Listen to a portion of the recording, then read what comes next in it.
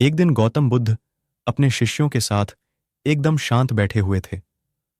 उन्हें इस प्रकार बैठे हुए देख शिष्य चिंतित हुए कि कहीं वह अस्वस्थ तो नहीं है। एक शिष्य ने उनसे पूछा कि आज वह मौन क्यों बैठे हैं? क्या शिष्यों से कोई गलती हो गई है? इसी बीच एक अन्य शिष्य ने पूछा कि क्या वह अस्वस्थ हैं? पर बुद्ध मौन रहे। तभी कुछ दूर खड़ा व्यक्ति जोर से चिल्लाया, आज मुझे सभा में बैठने की अनुमति क्यों नहीं दी गई है? बुद्ध आंखें बंद करके ध्यानमग्न हो गए। वह व्यक्ति फिर से चिल्लाया, मुझे प्रवेश की अनुमति क्यों नहीं मिली? इसी बीच एक उदार शिष्य ने उसका पक्ष लेते हुए कहा कि उसे सभा में आने की अनुमति प्रदान की जाए। बुद्ध ने आंखें खोलीं और बोले, नहीं, वह अछूत है, उसे आज्ञा नहीं दी जा सकती। यह सुनकर शिष्यों को बड़ा आश्चर्य हुआ। बुद्ध उनके मन का भाव समझ गए और बोले, हां, वह अछूत है।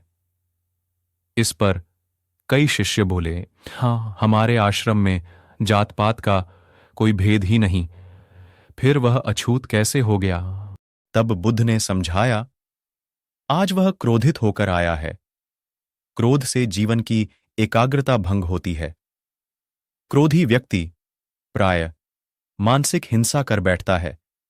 इसलिए जब तक वह क्रोध में रहता है तब तक अछूत होता है। इसलिए उसे कुछ समय एकांत में खड़े रहना चाहिए। क्रोधित शिष्य भी बुद्ध की बातें सुन रहा था। पश्चाताप की अग्नि में तपकर वह समझ चुका था कि अहिंसा ही मनुष्य का महान कर्तव्य व परम धर्म है। वह बुद्ध के चरणों में गिर पड़ा और कभी क्रोध न करने का प्रण लिया। शिक्षा आशय यह है कि क्रोध के कारण व्यक्ति अनर्थ कर बैठता है और पश्चाताप उसे बाद में होता है, जिसका कोई लाभ नहीं मिलता। इसलिए हमें क्रोध नहीं करना चाहिए।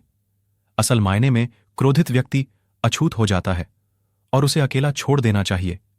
क्रोध करने से तन, मन और धन तीनों की हानि होती है। क्रोध से ज्यादा हानिकारक कोई और वस्तु नहीं है।